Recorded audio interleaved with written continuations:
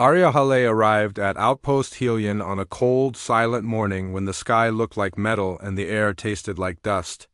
The transport ship lowered slowly, its engines humming with a dull vibration that spread across the large landing field.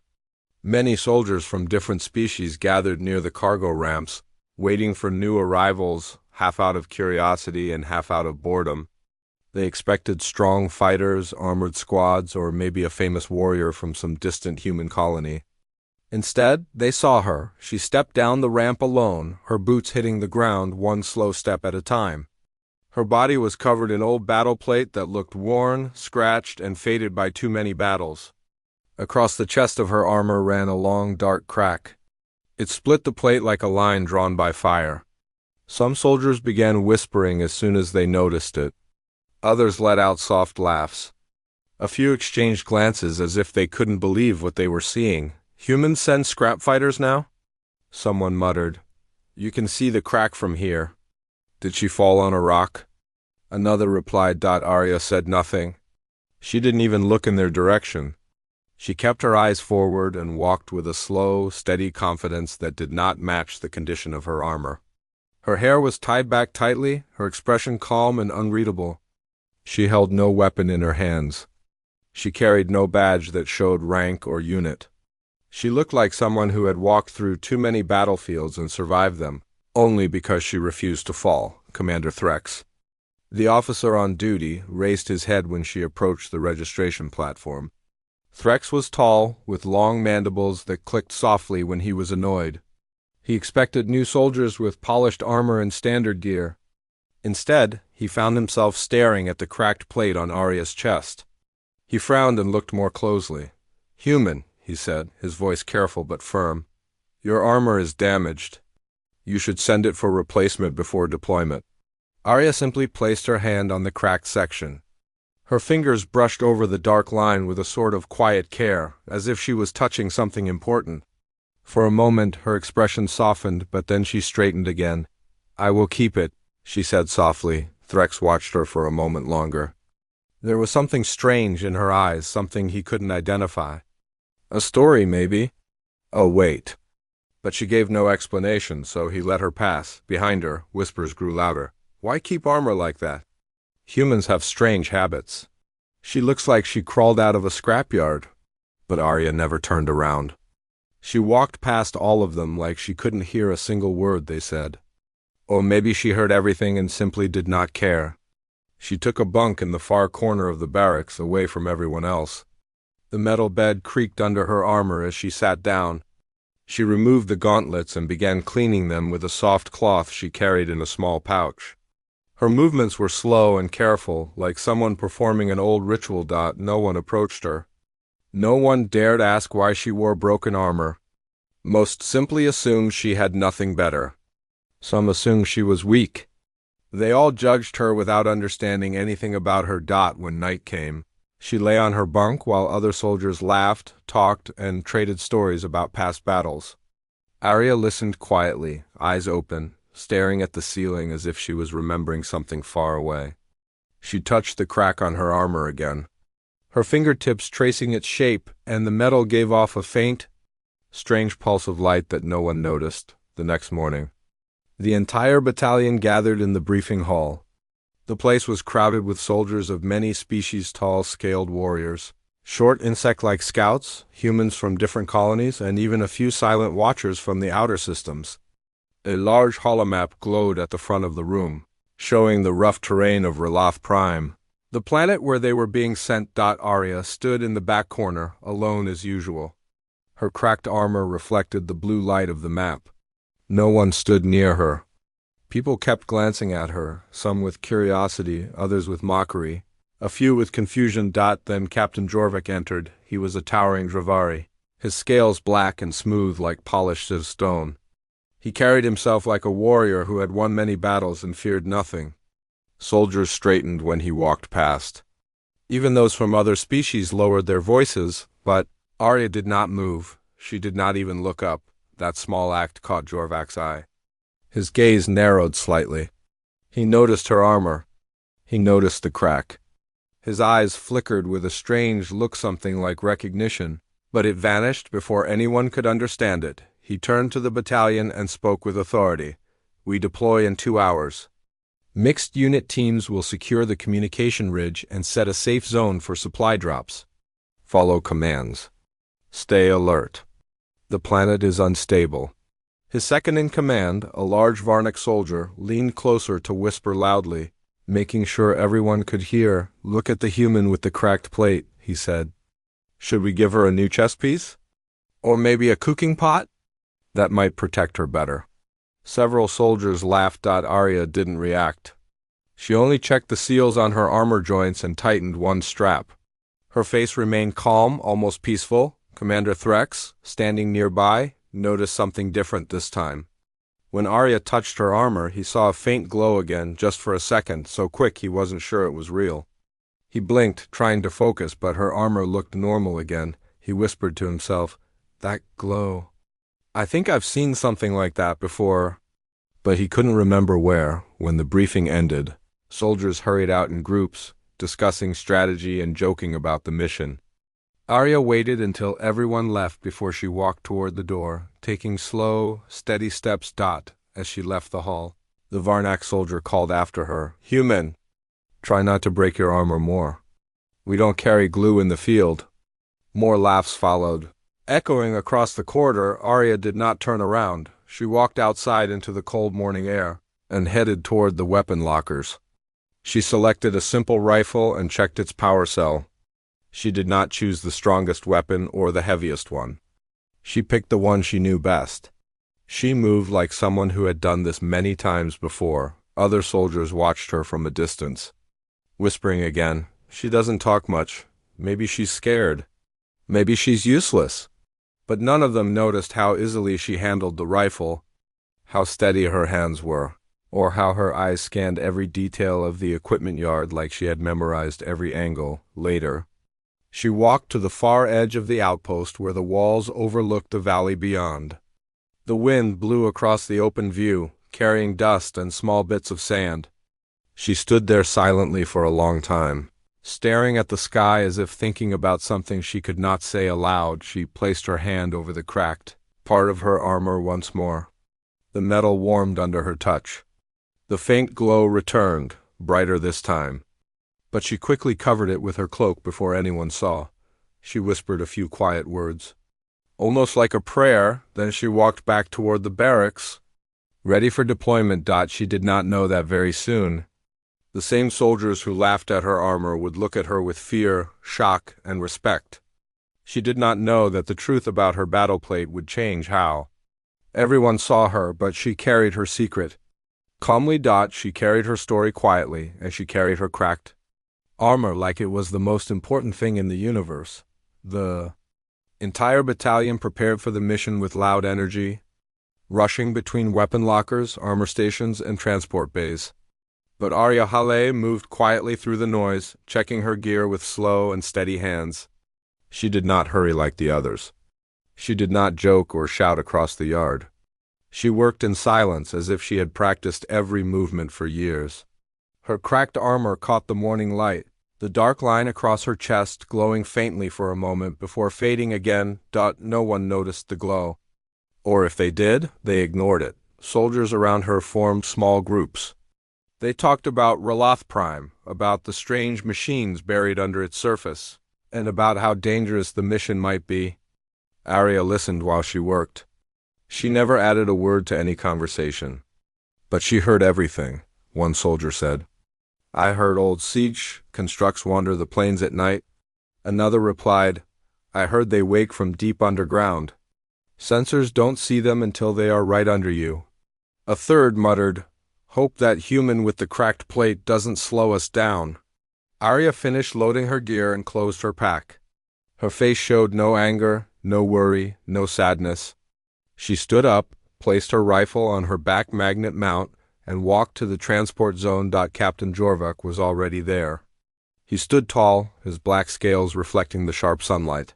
His eyes scanned the soldiers, checking their readiness, their posture, their discipline. When his gaze passed over Arya, he paused for a very brief moment, as if he remembered something, some face, some armor, some story. But he said nothing, Battalion Bravo gathered in formation as the large transport carrier lowered its ramp. The engines roared.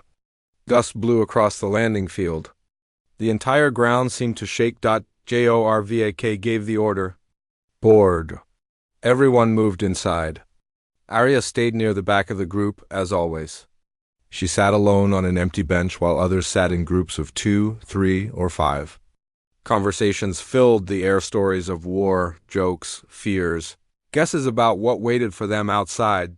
No one spoke to Arya. The Varnak soldier from earlier noticed her sitting alone. He smirked. Maybe she's scared to sit with real soldiers, he whispered loudly. His friend replied. Maybe she doesn't want anyone to see the rest of her armor falling apart. A few more laughs followed. Arya simply closed her eyes and focused on her breathing. She wasn't tired. She wasn't stressed. She was remembering. The hum of the transport engines blended with the voices around her until they sounded distant. She remembered cold nights, burning skies, the sound of explosions, and a large shadow bending over her, a Dravari captain, placing his shield over her tiny body as the world fell apart around them. She touched the cracked part of her armor again. The metal warmed. The ramp closed. The ship lifted into the sky. Raloth Prime appeared below them, covered in deep craters, metallic ruins, broken towers, and strange shapes in the ground like giant scars left by ancient weapons. Jorvik stood in the center aisle. Stay alert. This is not a simple terrain sweep. We expect resistance from both the environment and anything surviving underground machinery. Most soldiers nodded. Some swallowed nervously. Arya opened her eyes but remained silent. After a long flight, the carrier landed on a rough plateau not far from the communication ridge. The wind howled across the rocky landscape. Dust clouds rolled low along the ground, making everything look blurry and shifting. The air smelled like metal and electricity. Move out, Jorva commanded. Bravo unit spread into formation. Arya stayed near the back, walking quietly behind 2 human marines. They kept glancing at her armor but avoided speaking to her. The path to the ridge was uneven. Rocks shifted under their boots. Strange columns of old metal rose from the ground like broken fingers. Some pieces hummed faintly when the wind touched them. Arya watched everything carefully. Her eyes scanned every movement in the dust, every vibration under her feet, every sound carried by the wind. The Varnak soldier called back to her. You sure you can walk in that old armor? Try not to fall behind. Arya didn't respond. They walked for nearly an hour before the ground began shaking. The tremor started soft, like a heartbeat under the earth. Then it grew stronger. Everyone hold position. Jorvik shouted. The ground cracked. Rocks rolled down the slope. Dust exploded into the air. A soldier yelled, "It's a seismic shift!" No, Arya whispered, her voice almost lost in the wind. Something is waking up. Before anyone could ask what she meant, the earth split wide. Massive metallic limbs burst upward. A huge machine, long buried beneath the soil, rose with heavy, grinding movements. Its metal skin was rusted but strong. Its single eye glowed red with ancient power. A siege construct. The soldiers panicked. Fall back. Someone shouted. The construct charged its weapon. A deep hum filled the air as energy built inside its core. Jorvik roared orders, trying to regain control. Spread out. Defensive positions. But it was too late. The construct fired. A bright beam of destructive energy shot toward the squad, straight toward Jorvik. Arya moved before thinking. There was no hesitation, no calculation. Her body simply reacted. She sprinted forward, faster than anyone expected, and placed herself directly in front of the blast. The beam struck her. Cracked armor. The world flashed white. Soldiers shouted. Someone screamed her name, though they didn't even know her. When the light faded, Arya was still standing, her body braced, her boots dug into the ground. The cracked armor glowed intensely, absorbing the last remains of the blast. The dark line across her chest pulsed like a living thing. Jorvik stared at her, stunned. How did you survive that? Arya didn't answer. She looked at the construct, her eyes calm, focused. Her armor dimmed. Then she moved. She broke into a sprint, closing the distance between herself and the towering machine. The construct tried to target her again, but she jumped onto its arm, climbed its side, and reached its core chamber. With a swift movement, she placed her palm on the metal surface. The crack on her armor glowed again. A surge of energy burst from her hand, ripping through the machine. The construct trembled, its systems overloading. Within seconds it collapsed, falling to the ground in a heavy crash that shook the valley. Silence followed. No one spoke. No one laughed. The Varnic soldier whispered, What kind of human is she?" No one had an answer. Arya stepped away from the smoking remains of the machine. She dusted her hands off lightly and walked back toward the group with the same calm expression as before. Her armor no longer glowed, but now every soldier looked at it with fear and confusion. Jorvik approached her slowly. "That armor, I have seen something like it before. A long time ago." Arya looked at him but said nothing. He studied the crack on her chest, the faded metal, the strange glow that still lingered faintly. "There is a story behind this," he said softly. Arya simply nodded once. Then she turned and walked toward the ridge, moving forward as if nothing had happened, but everything had changed. From this moment on, no one dared to laugh at her armor again. They didn't know the full truth yet, but they knew one thing. The human with the cracked battle plate was not someone to underestimate. The valley was strangely quiet after the siege construct fell. Smoke rose slowly from its broken metal body, drifting into the cold air like dark ribbons. The ground stayed warm where the energy blast had struck, and small sparks jumped across the fallen machine's shattered core. The rest of Bravo units stood frozen, still processing what they had witnessed. Arya Hale walked away from the wreck with calm steps. Her cracked armor no longer glowed, but the dark line across her chest looked deeper now, like a scar that had woken from sleep. She did not look at the soldiers staring at her. She did not expect thanks or fear or questions. She simply checked her rifle, adjusted her gear, and prepared to continue. Captain Jorvik finally found his voice. "Bravo unit," he said, forcing confidence back into his tone. "Move out. The ridge is still ahead." But every soldier's eyes remained locked on Arya until she stepped into formation again. They kept their distance, not out of mockery anymore, but out of uncertainty. No one understood what she was, how she absorbed that blast, or how she destroyed the ancient machine with her bare hands. As they climbed the rocky path toward the ridge, whispers followed behind her. She stopped a siege beam. "No human armor can do that. She should be dead. Did you see how her plate glowed?" Arya ignored all of them. Her focus stayed on the landscape ahead: broken metal towers, half-buried ruins, dust that moved as if alive.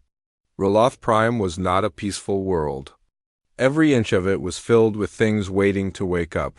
The climb grew steeper. Rocks slid beneath their boots. The wind howled loudly now, almost like a voice calling from the depths of the planet. The sky darkened as clouds moved across the sun. Arya felt the familiar heat in her armor. It pulsed faintly beneath her hand. The planet felt restless. Jorvik noticed her quiet tension. He slowed his pace until he walked beside her. "That machine," he said quietly, "was older than most of our empire's history." Arya stayed silent. "You knew it would wake," he added. She replied softly, "I know the sound of buried engines. I've heard it before." He looked at her carefully. "You've seen a construct like that?" "Yes." She offered no more explanation. Jorvik studied her cracked armor again. The shape of the fracture, the color of the alloy, the faint glow he thought he'd imagined years ago, everything began connecting in his mind. But he said nothing. Not yet. The unit reached a flat overlook near the ridge. Below them stretched a series of metal structures half covered by earth. Strange symbols marked their sides. Old cables ran across the rocks like veins. A faint pulse moved through the cables every few seconds. "What is this place?" A soldier whispered, "No record shows structures here." Another replied. Jorvik signaled everyone to spread out and prepare equipment. Communication towers needed to be activated, but the terrain was unstable. Any wrong movement could awaken more machines. Arya walked to the edge of the overlook and studied the ruins below. She felt vibrations through her boot, small but familiar. Something else was beneath the surface. She placed her hand on the cracked part of her armor. It warmed again. Behind her, the Varnic soldier approached cautiously. He didn't smirk this time. "Human," he said with a rough voice. "Back there. How did you survive that beam?" Arya looked at him briefly. His eyes did not hold mockery now. They held fear. "I didn't survive it," she said simply. "The armor did." He blinked. "What kind of armor is that? Who forged it?" Arya looked back at the ruins. Someone who believed in protecting people. Before he could ask more, a deep rumble came from below. The ground trembled. Dust rose from cracks. Jorvik shouted, "Everyone hold position." Another ancient system was waking. Metal plates slid apart as a second construct rose from beneath the ground. But this one was different. It was smaller, faster, built for close combat. Its limbs moved with sharp precision. Its eye glowed a deep blue instead of red. "Spread out," Jorvik ordered. Arya didn't move. She watched it carefully, studying its posture, its weight, its sensors. She recognized the model, a scout construct, deadly, but predictable. It extended a long blade-like arm and rushed toward the squad. Arya reacted instantly. She ran forward, grabbing a heavy metal rod from the ground as she moved. With one swift motion, she swung it and blocked the construct's first strike. Sparks exploded. The metal rod bent under the force, but Arya did not. The construct turned its blade toward her. She moved faster. She dodged left, rolled beneath its second strike, and used the broken rod like a spear, jamming it into one of its joints. The machine stumbled. "Cover her!" Jorvik shouted. Soldiers fired, but their shots barely scratched the construct's armor. Arya didn't need their help. She climbed onto its back as it swung wildly. Holding tightly to one of its plates, she reached for the crack in her armor. The glow returned, faint but growing. She placed her hand against the machine's core. A flash of energy surged from her palm, traveling through the machine's circuits. The construct froze, its blue eye flickered. Then it collapsed, falling like a puppet with its strings cut. Arya landed lightly beside it. The battalion stared again. The Varnic soldier whispered. She took out 2 constructs. "Alone." "Not alone," Arya murmured. "The armor helped." Jorvik stepped toward her, eyes sharp. "That armor is not human-made." Arya did not deny it. He lowered his voice. "I know that alloy. I know that fracture." She looked at him steadily.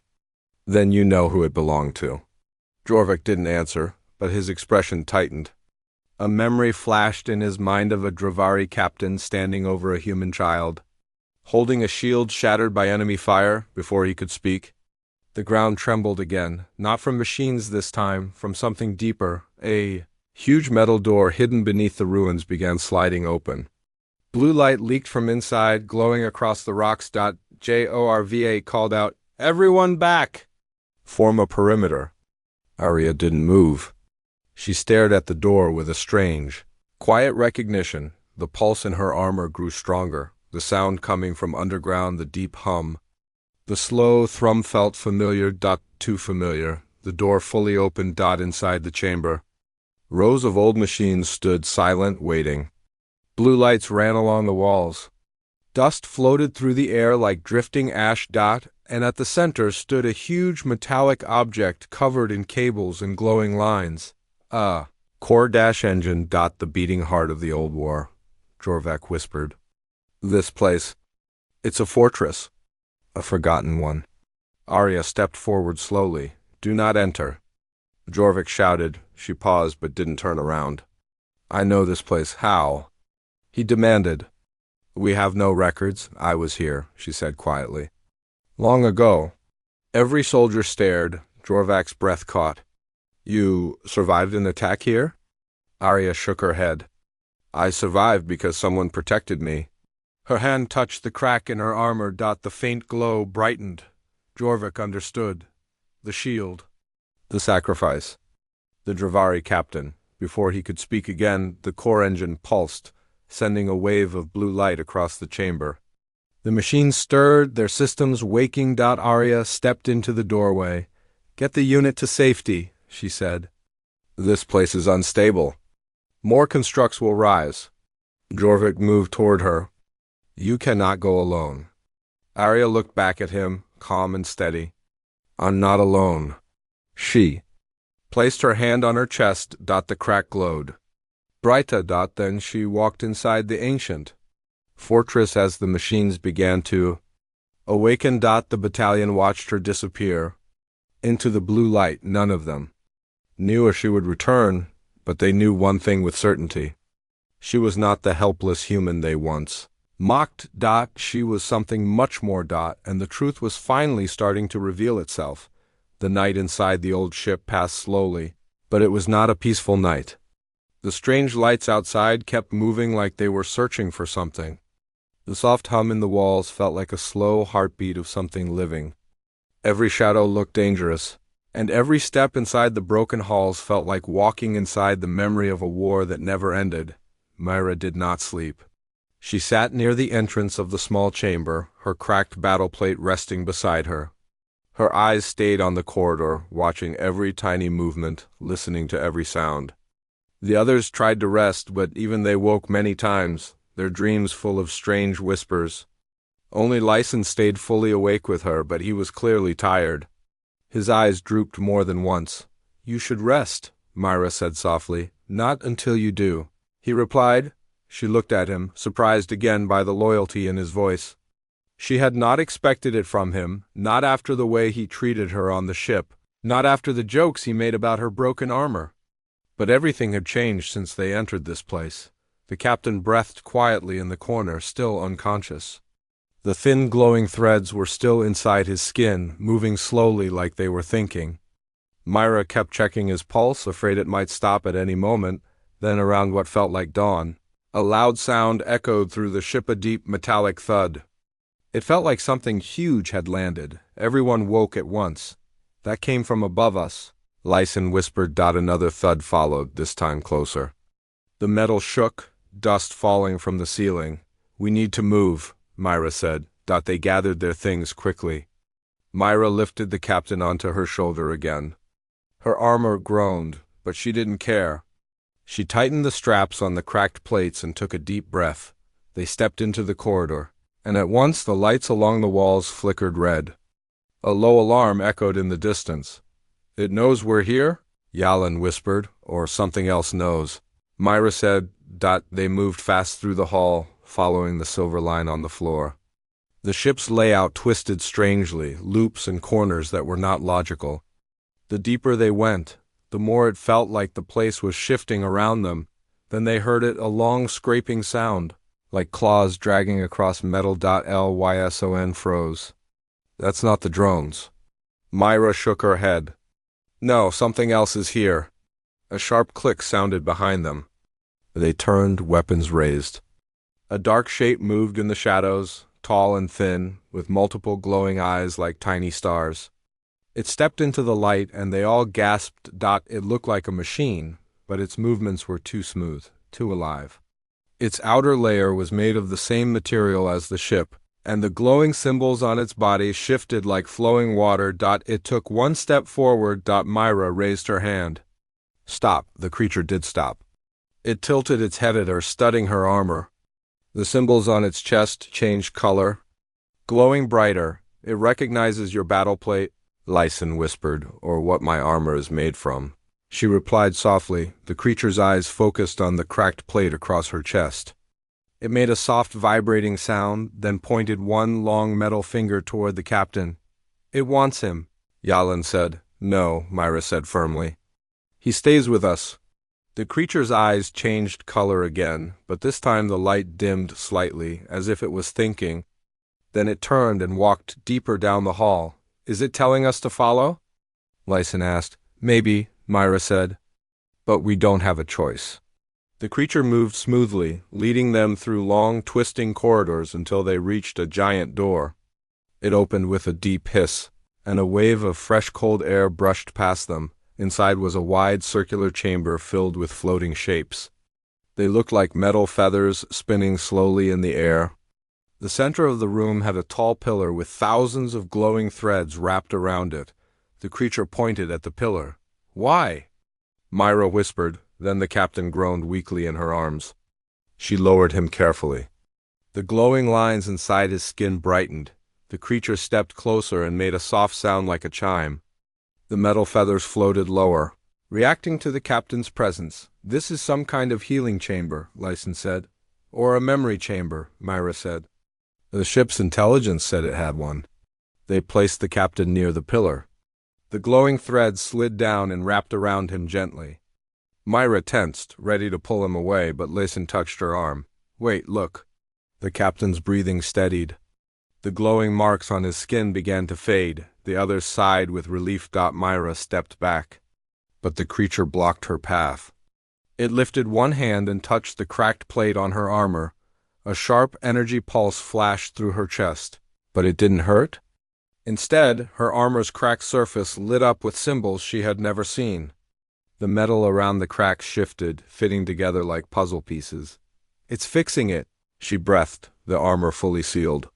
The metal looked new. But then the creature stepped back and made a sharp clicking sound. The chamber's lights suddenly turned orange. What happened? Yalin asked. Above them, the ceiling opened. Something massive descended, a dark machine the size of a house. Its body was made of sharp angles and dark metal. Its eyes were deep red spheres. Its voice was a low roar. Intruders. The word echoed through the chamber like thunder. Lyson's hand shook as he lifted his weapon. What is that? A war sentinel, Myra said softly. Left behind to kill anything that wakes the ship. The sentinel moved fast. A blast of energy shot toward them. They scattered, the floor exploding behind them. The first creature, the guide, jumped in front of the sentinel and took the blast. It flew back and crashed against the wall, its body breaking apart. It protected us, Myra whispered, but there was no time to mourn. The sentinel charged again. Myra grabbed her newly restored armor plate. Feeling something new inside it, a pulsing energy. Old and powerful, she ran forward. Lyson shouted her name. But she didn't stop. As the sentinel's huge arm struck down. She raised her arm and blocked the attack with her battleplate. The force shook the entire chamber, but the plate did not crack. Not anymore. The sentinel paused. Impossible, it growled. Myra pushed forward with all her strength. The energy in the armor burst outward in a bright shockwave. The sentinel stumbled back. Yalin and Lyson fired together. Hitting the red spheres in its head, the sentinel roared, sparks flying. Myra saw her chance. She jumped, grabbing onto the sentinel's damaged head. She climbed up, using the armor's energy to hold on. The sentinel tried to shake her off, but she didn't let go. She reached a glowing line that ran across its neck. She pulled. The line snapped. The sentinel's body locked for a moment, then collapsed with a thunderous crash. The chamber went silent. They stood there, breathing hard. Myra's armor dimmed slowly, the energy calming. Lyson walked up to her, eyes wide. How did you do that? Myra looked down at the restored plate on her chest. My armor. It's more than just metal now. She touched the glowing symbols. It's connected to this ship, and the sentinel feared it. The captain's voice came from behind them. It feared the shield it was made from. They turned and saw him standing. Weak but awake, he looked at Myra's armor and smiled. Faintly, because that shield never broke. Myra breathed out.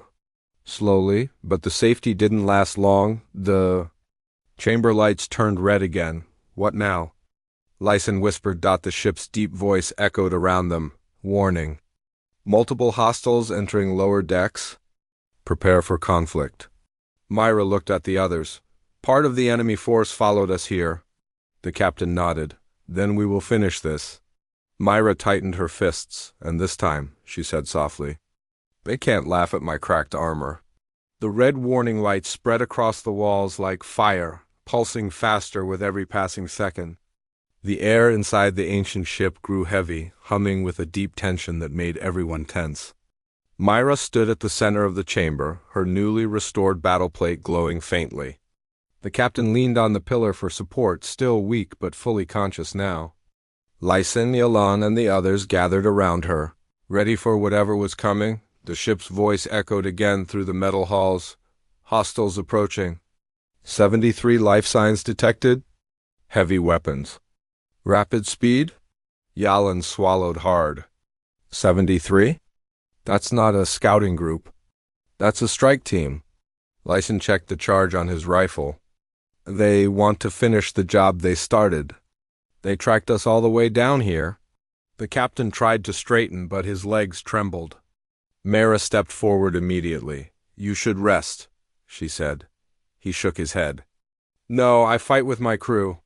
But the glowing threads from the pillar still clung to his arms. The ship's energy wasn't done healing him. The ship's voice activated again. He cannot leave yet. Regeneration incomplete. The captain looked at Myra reluctantly. You'll have to lead them, he said quietly. Myra didn't hesitate. I will.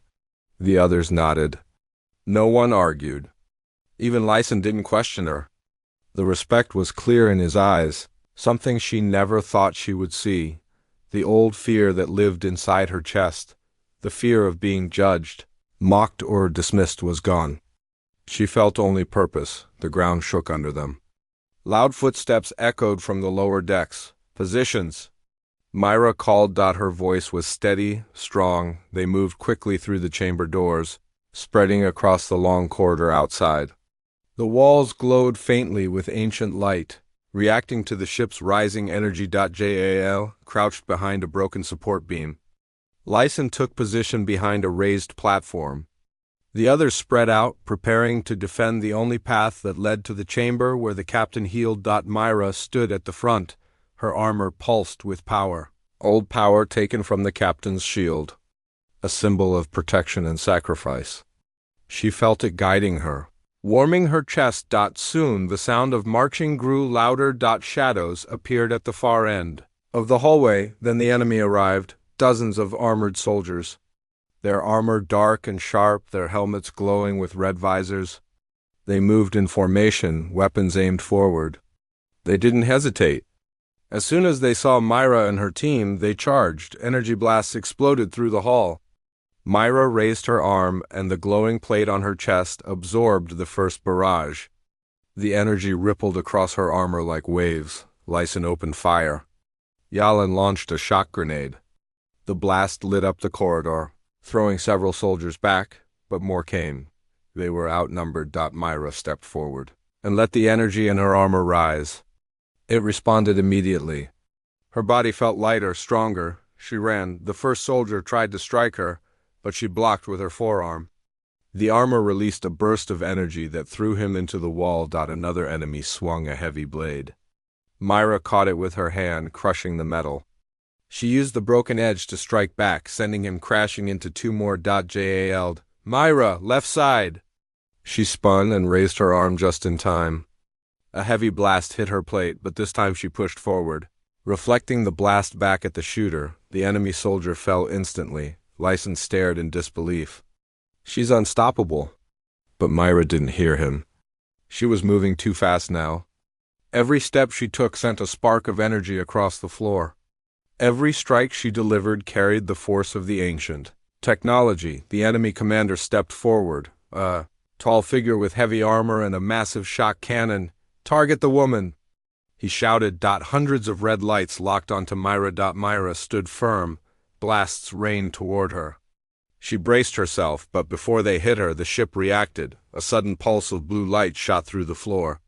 The ancient ship's walls lit up. A barrier formed around Myra, absorbing every blast like raindrops. Lyson's jaw dropped. The ship. It's protecting her. Yalin nodded slowly. Because of her armor. It recognizes the shield. The enemy commander roared and charged, firing nonstop. Myra ran forward. The barrier moved with her like a second skin. She reached the commander and slammed her fist into his chest plate. The energy surged through her arm, tearing his armor apart. He flew back several meters and crashed into the floor. The remaining soldiers hesitated. They looked at each other, then they backed up. Then they ran, but Myra didn't chase them. She stood in the center of the corridor, breathing hard, the light around her fading slowly. Her armor dimmed as the ship calmed. The fight was over. Slowly the others approached her. Lyson looked at her with pure respect. I'm sorry, he said softly. For all the things I said about your armor, for laughing at you, for doubting you. She looked at him. You don't need to apologize. No, he said firmly. I do, Mara nodded once. Then I accept. The ship doors opened behind them. The captain walked out of the memory chamber, steady on his feet now, fully healed. The glowing threads had disappeared. He looked at the destroyed corridor, the defeated enemy, and then at Myra. You protected us all, he said. Myra lowered her gaze. I only did what was necessary. No, he stepped closer. You led when I could not. You protected when others doubted. You carried the shield I once held, not as a burden, he touched the shining plate on her chest, but as a promise. Her throat tightened, but she stayed silent. Lyson stepped forward. Captain. What now? The captain looked toward the deeper parts of the ship. Now we leave this place, and we make sure those soldiers never return. The ship's lights glowed softly around them, almost like approval. The captain placed his hand on Myra's shoulder. Myra will lead the way. She blinked. Me? Yes. He smiled. This ship listens to you. That armor responds to you. And my shield now, your shield chose you long before any of us understood. The others nodded. Myra stood tall. For the first time in her life, she didn't feel the weight of judgment. She didn't feel small. She didn't feel broken. She felt ready. She looked down the glowing corridor that led deeper into the ancient ship. Then let's finish this, she said, together. They walked forward toward answers, toward danger, and toward the future no one could have imagined, and Myra's battleplate glowed softly. A reminder that strength was never about perfection. It was about rising after the world tried to break you.